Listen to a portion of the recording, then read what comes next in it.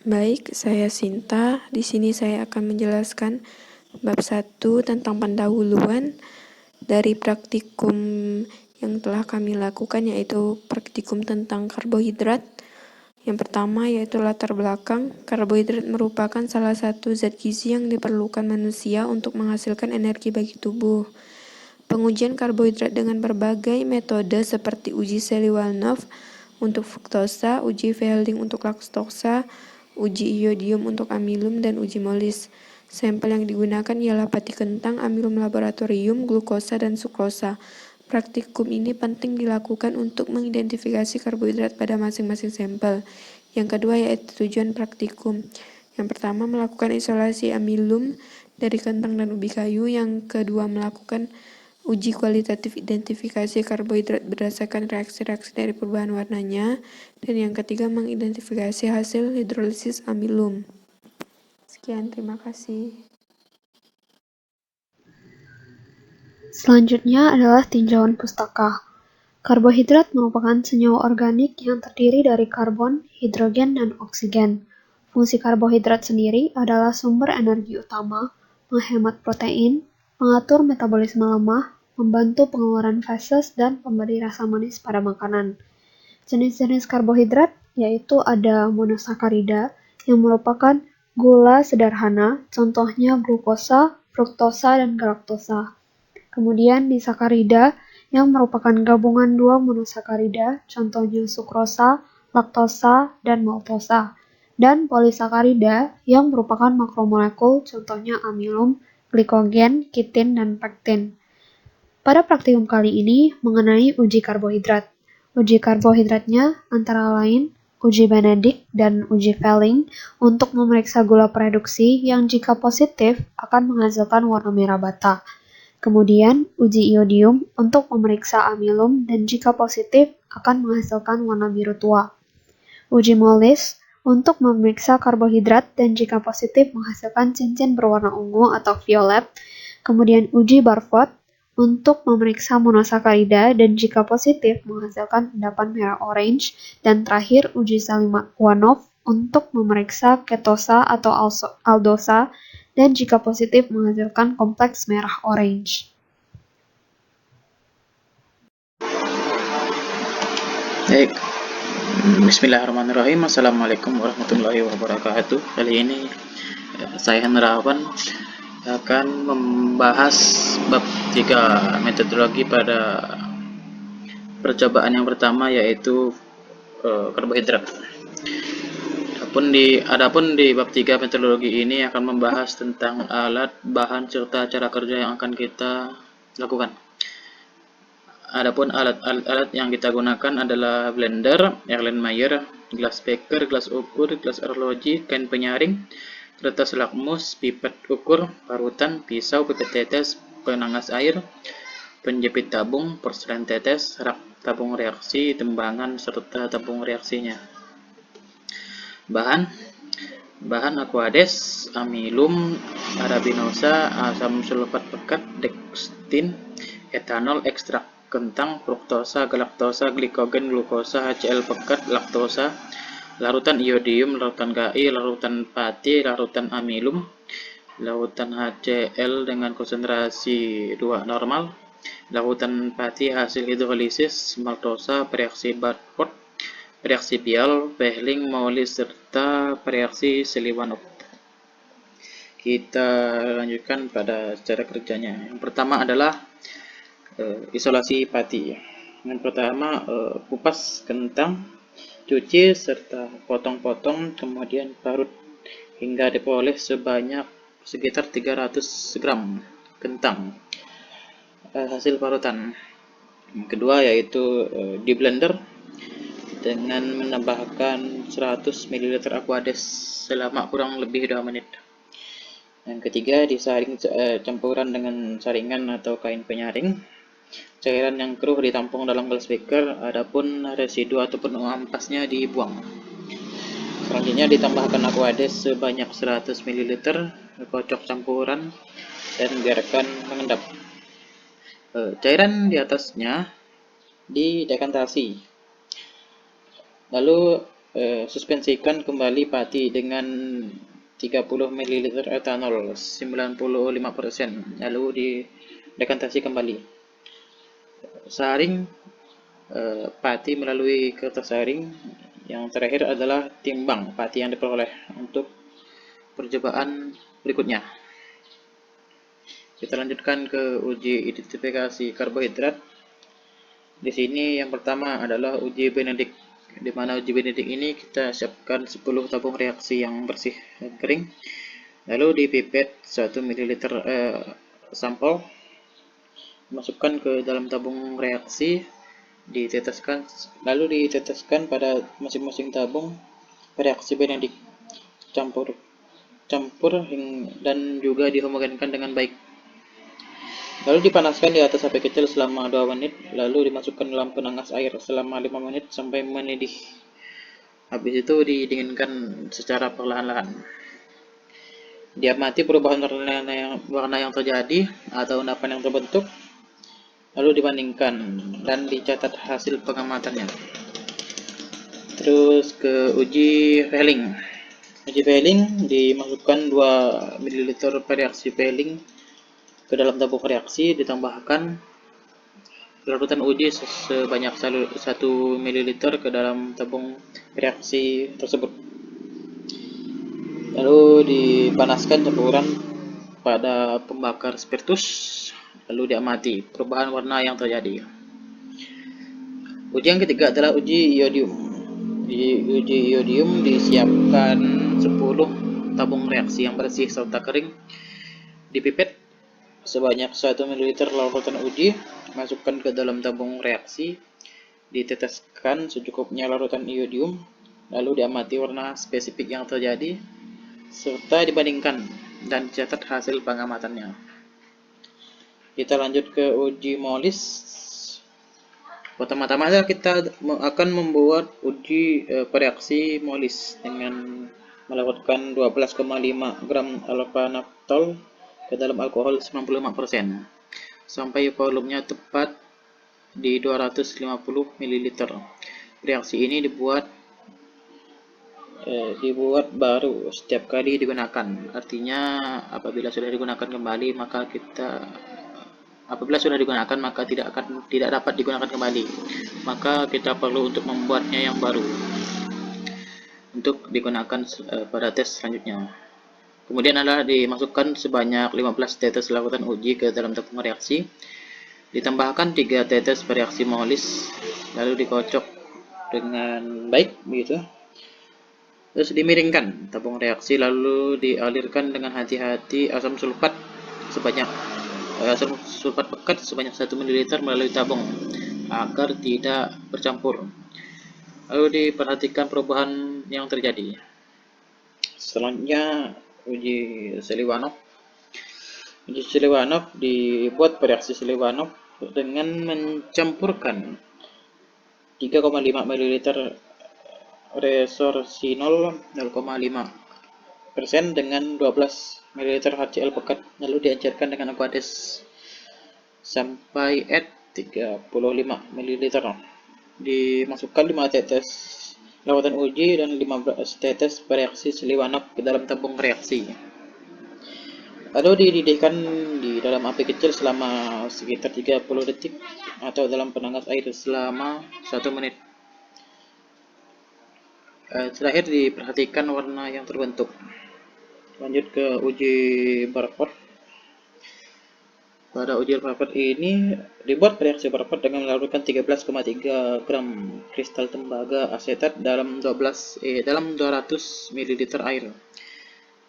Saring bila perlu, kemudian ditambahkan 1,9 asam asetat glasial.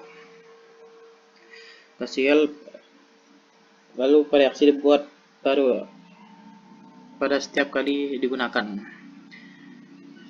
Kemudian dimasukkan ke dalam tabung reaksi sebanyak 10 tetes larutan uji dan 10 tetes reaksi Barford tersebut. Dicampurkan dengan baik dan dipanaskan di atas api kecil sampai mendidih selama 1 menit atau dimasukkan dalam penangas air mendidih selama 3 menit. Lalu diperhatikan warna yang terbentuk. Kita lanjut ke uji selanjutnya, yaitu uji Bial. Buat reaksi Bial dengan melakukan 5 gram resinol dalam alkohol 95% sampai volume 100 ml. Lalu dimasukkan ke dalam tabung reaksi 5 tetes larutan uji dan 10 tetes bereaksi Bial. Ditambahkan HCl pekat lalu dihomogenkan dengan baik. Selanjutnya dipanaskan dalam api kecil sampai timbul gelembung-gelembung gas ke permukaan larutan. Lalu diperhatikan perubahan warna atau endapan yang terbentuk. Lanjut ke prosedur kerja yang terakhir, yaitu kita menghidrolisis pati. Di mana hidrolisis pati ini, yang pertama dimasukkan 5 ml amilum hasil isolasi yang kita lakukan pertama tadi ke dalam tabung reaksi, dan di tabung lain masukkan amilum standar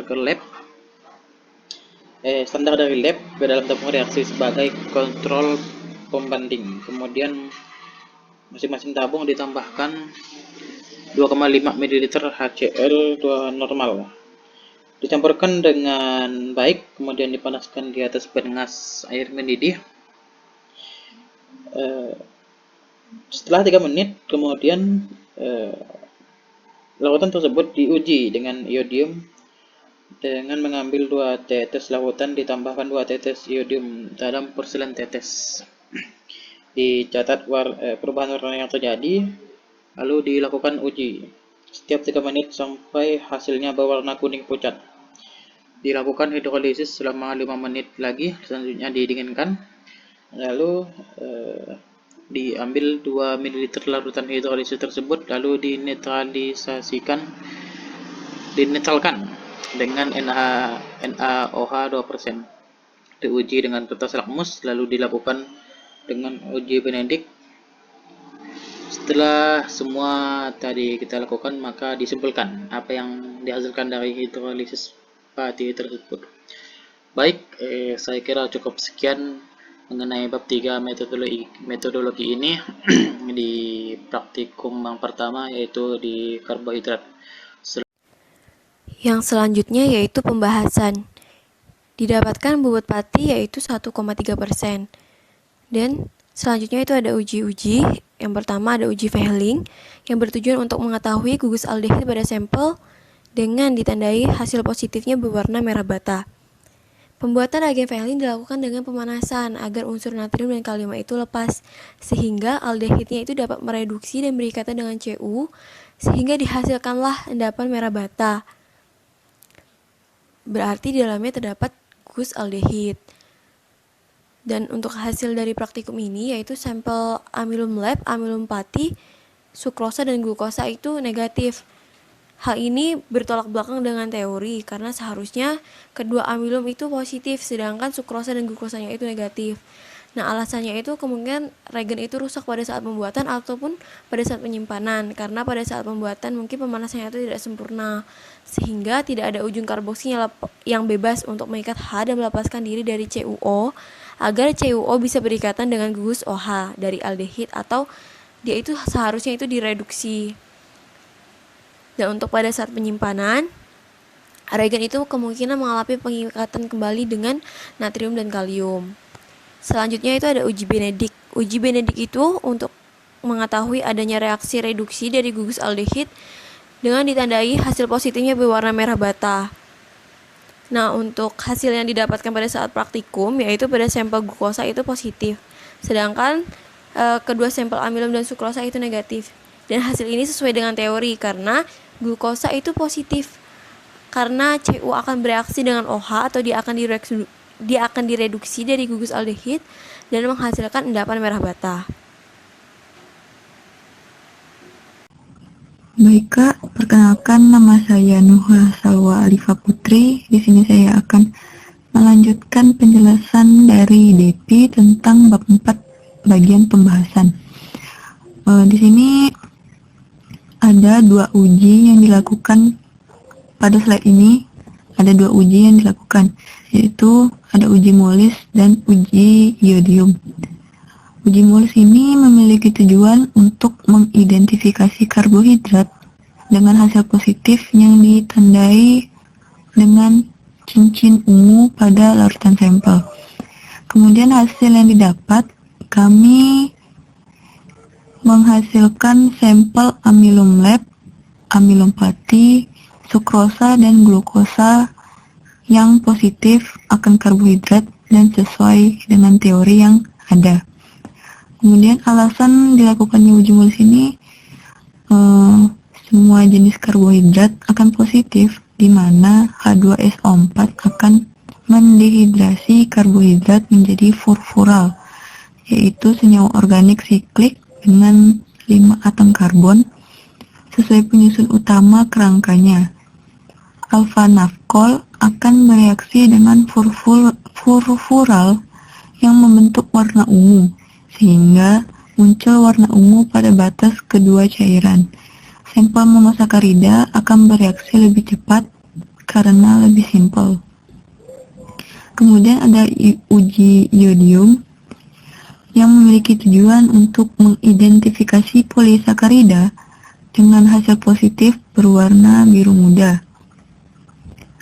Hasil amilum lab pada hasil ini menghasilkan hasil yang positif, yaitu ditandai dengan berwarna hijau kehitaman.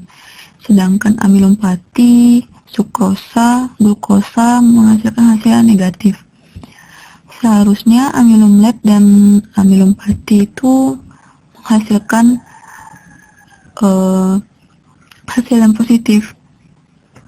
Kemudian alasannya karena amilum akan positif karena merupakan polisakarida yang memiliki rantai helix atau melingkar sehingga dapat berikatan dengan iodin membentuk rantai poliodida dan menghasilkan perubahan warna menjadi biru tua. Sukrosa dan glukosa akan negatif karena berantai pendek dan tidak membentuk struktur helix sehingga tidak dapat berikatan dengan iodin. Amilum pati negatif kemungkinan dikarenakan isolat terbilas air dan hilang dan termasuk fraksi larut air. Sekian dari saya akan lanjutkan ke rekan saya yang lain. Terima kasih, Kak. Oke, sekarang kita akan membahas tentang hasil percobaan praktikum karbohidrat kali ini akan dibahas oleh saya, Felicia Misi, absen 34. Jadi bobot pati yang didapatkan itu 1,3%. Pertama dilakukan uji Fehling untuk mengetahui gugus aldehid pada sampel dengan hasil positif warna merah bata. Terus hasilnya adalah seharusnya amilum dan sukrosa negatif, untuk glukosa positif, tetapi yang kami peroleh adalah untuk semua sampel hasilnya negatif. Itu dikarenakan asumsi kami itu reagennya rusak saat penyimpanan. Ini pada saat pembuatan khususnya saat pembuatan ya, karena saat pembuatan kan dibutuhkan pemanasan nih untuk reagennya. Jadi itu dipanaskan biar nanti COO dan COO yang terikat dengan Na dan K itu bisa lepas. Jadi ujung karboksilnya bebas bisa berikatan dengan gugus OH. Tetapi pada saat pemanasan tidak sempurna itu natrium dan kalium itu pasti berikatan dengan ujung karboksilnya. Jadi tidak ada ujung karboksil bebas dan COO itu tidak bisa mereduksi gugus OH. Terus kemudian uji Benedict tujuannya untuk mengetahui adanya gugus aldehid dengan hasil positif warna merah bata. Hasilnya sampel glukosa positif, amilum dan sukrosa negatif. Hasil ini sudah sesuai dengan teori ya. Alasannya karena glukosa positif itu karena glukosa itu punya gugus aldehid yang bisa direduksi oleh CU, kemudian menghasilkan endapan merah bata kan. Terus uji Benedict ini kurang lebih sama dengan uji Fehling. Kemudian sebenarnya paling gampang itu bisa kita lihat kalau misalnya monosakarida itu umumnya punya gugus aldehid. Bukan monosakarida itu umumnya akan berwarna merah bata kalau misalnya diuji dan Fehling dan Benedict. Kalau misalnya sukrosa dan amilum itu sudah nampak bukan monosakarida, jadi sudah bisa kita duga kalau hasilnya pasti negatif. Kemudian uji molis. Uji molis itu untuk mengidentifikasi karbohidrat dengan hasil positif cincin ungu. Intinya cuma buat mengidentifikasi kalau ada karbohidrat saja. Hasilnya semuanya positif ya karena semuanya mengandung karbohidrat kan sesuai teori. Jadi karbohidrat itu akan positif waktu asam sulfat mendehidrasi karbohidrat menjadi furfural, yaitu senyawa organik siklik dengan 5 atom karbon sebagai penyusun utama kerangkanya. Alfa nafkol akan bereaksi dan furfural membentuk warna ungu sehingga muncul warna ungu pada batas kedua cairan. Kemudian sampel monosakarida akan bereaksi lebih cepat karena lebih simpel. Yang di sini monosakarida adalah glukosa ya. Uji iodium. Uji iodium itu untuk mengidentifikasi polisakarida dengan hasil positif warna biru tua. Sebenarnya ini dikhususkan untuk mengidentifikasi adanya amilum sih. Karena kalau amilum ketemu iodium warnanya bakal biru tua. Hasil yang kami peroleh itu amilum lab warnanya positif, hijau kehitaman, amilum pati, sukrosa, glukosa negatif. Seharusnya amilum lab dan amilum pati dua-duanya positif, tapi amilum lab hijau kehitaman pula. Terus amilumnya itu akan positif karena dia itu merupakan polisakarida yang memiliki rantai heliks melingkar sehingga dapat berikatan dengan iodin membentuk rantai poliiodida dan menghasilkan perubahan warna jadi biru tua. Sukrosa dan glukosa negatif karena rantai pendek dan tidak membentuk struktur heliks sehingga tidak dapat berikatan dengan iodin. Amilum pati yang kami buat ini negatif karena kan amilum pati itu kan hasil dari isolasi kami sendiri. Waktu isolasi itu kan butuh dibilas itu kan dibilas dengan air dulu kan. Kemungkinan itu isolatnya sudah terbilas dengan air dan hilang karena dia tuh termasuk fraksi larut air. Oke, selanjutnya hidrolisis pati tujuannya untuk mendapatkan hasil paling sederhana dengan warna kuning pucat. Jadi hasilnya sampel pati warna kuning pucat mulai dari menit ke-12. Pertama itu dipanaskan dengan HCl, asam klorida untuk memutus rantai hidrolisis agar tidak kembali ke larutan awal. Mula-mula pati pecah dari dextrin, kemudian maltosa, terakhir jadi glukosa. Kemudian uji titik kromatik berdasarkan kesempurnaan reaksi hidrolisis dengan warna kuning pucat menandakan pati terhidrolisis sempurna menjadi unit paling kecil. Amilosa kalau ketemu dengan iodin warna biru tua. Amilopektin kalau ketemu iodin warna merah keunguan. Glikogen dan dextrin kalau ketemu iodin itu warnanya merah coklat. Kalau glukosa dan ketemu iodin warnanya kuning pucat. Setelah hidrolisis pati itu kan sifatnya kan asam kan karena reaksi tadi itu kan ditambahkan dengan asam klorida. Jadi kita tambahkan dengan natrium hidroksida agar netral. Kemudian diuji lagi dan Benedict itu menunjukkan warna merah bata karena dia tuh mengandung glukosa. Glukosa itu kan bisa gus OH pada glukosa itu akan direduksi oleh tembaga menjadi endapan tembaga oksida yang warnanya merah bata. Sekian dari saya, selanjutnya dilanjutkan oleh teman saya. Perkenalkan, saya Michelle Priscilla dan akan menjelaskan mengenai bab 5 penutup. Kesimpulan pada praktikum karbohidrat yang pertama ialah isolasi amilum atau pati dari kentang dengan berat awal 300 gram menghasilkan 3,9 gram dengan kadar pati 1,3%. Yang kedua, uji kualitatif identifikasi karbohidrat dengan sampel amilum lab, pati kentang, glukosa, dan sukrosa mendapatkan hasil yaitu pada uji Benedict dengan warna positif warna merah bata mendapatkan hasil positif pada sampel glukosa. Untuk uji Fehling dengan warna positif warna merah bata mendapatkan hasil negatif pada keempat sampel karena bereaksi rusak. Untuk uji Molish didapatkan positif cincin ungu atau violet dengan hasil positif pada amilum lab, pati kentang, glukosa, dan sukrosa. Untuk uji iodium, warna positif ialah warna biru atau hijau kehitaman dan pada sampel amilum lab. Kesimpulan yang ketiga ialah hidrolisis pati dilakukan selama 26 menit dengan penetesan iodium setiap 3 menit selama 21 menit mendapatkan hasil kuning pucat dan diuji dengan kertas lakmus bersifat netral.